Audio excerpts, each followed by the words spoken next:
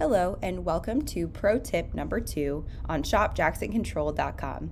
My name is Lauren Koval and today I'm going to be teaching you how to upload a bill of materials using our uploader tool within our online shop. First thing you want to do is make sure you're logged into your account. You're going to hover over your account and you are either going to go into the list function or project function on our online shop.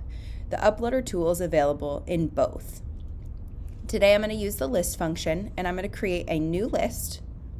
You can name it however you'd like and add any descriptions. And the directions that you need to use are actually right in the middle here. You need to create an Excel file similar to this one where you have part numbers in column A, quantities in column B, and any tags that are necessary in column C. You're going to save this in Excel as a tab delimited text, which is an option right here as you're saving it. Once you save it, you can use this uploader tool here.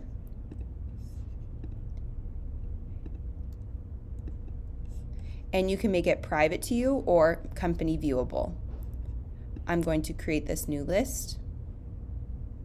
And basically what it's doing now is searching our site for all of the part numbers that you had in your Excel and finding your pricing and availability for them.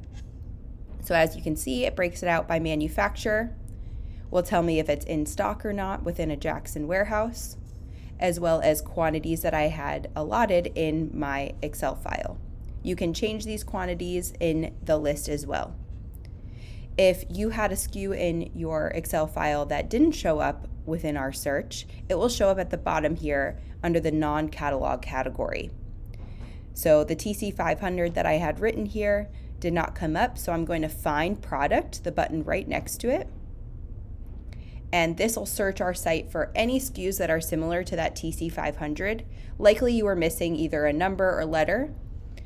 Obviously it's coming up right here. I was missing the A-N. I'm going to click on one of those options. If this is what I'm looking for, I'm going to say update list. That will take it out of that non-catalog category and put it in as a normal part number in our site and on your list.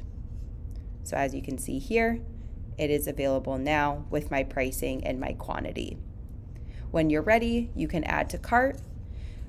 Our pro tip number 1 actually showed you how to download the documentation for all these SKUs. That's still available here.